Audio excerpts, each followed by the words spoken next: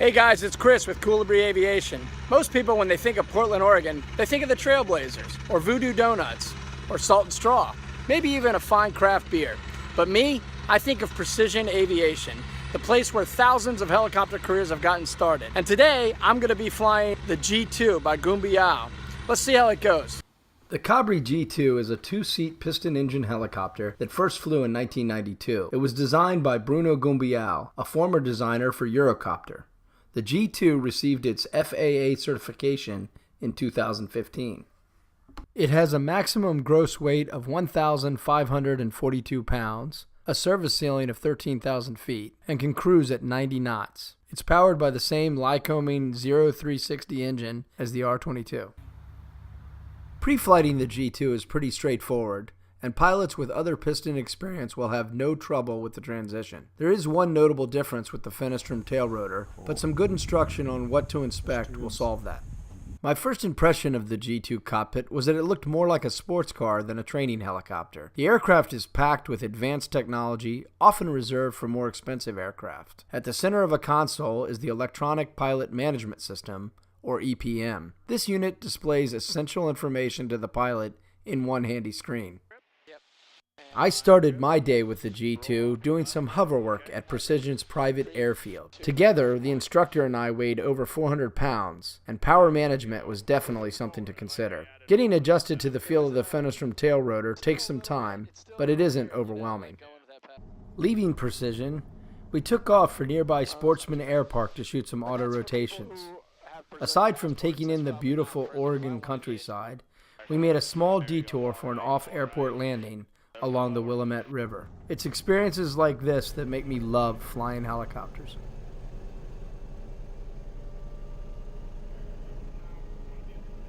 The G2 autos pretty nicely. It doesn't float like an R44, but it's not a falling piano either. The rotor system seemed to have plenty of inertia, and keeping the RPMs in the green wasn't a problem.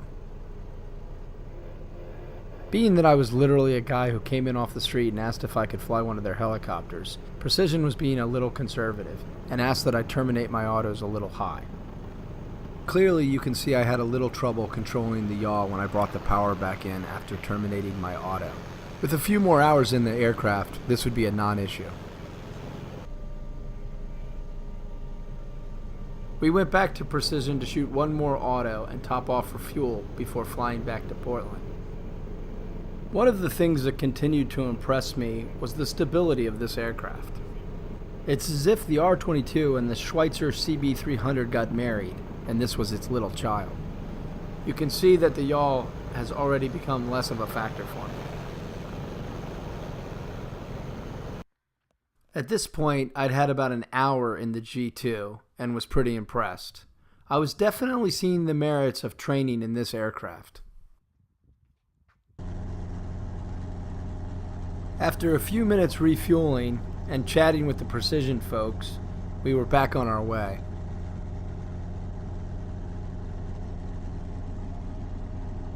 This little corner of Oregon is really beautiful, and flying over it at 2,000 feet is highly recommended.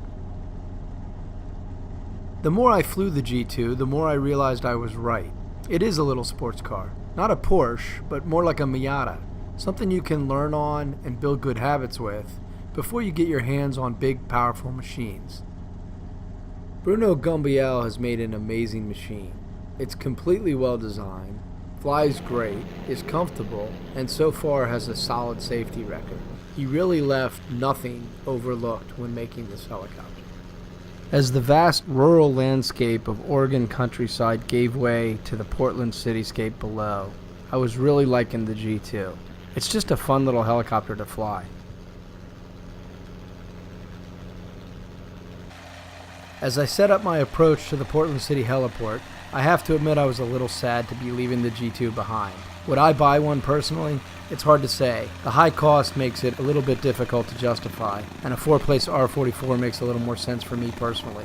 But if I'm a school training new pilots, it's a great option. The purported low maintenance cost, sophisticated cockpit, and stable platform make it appealing.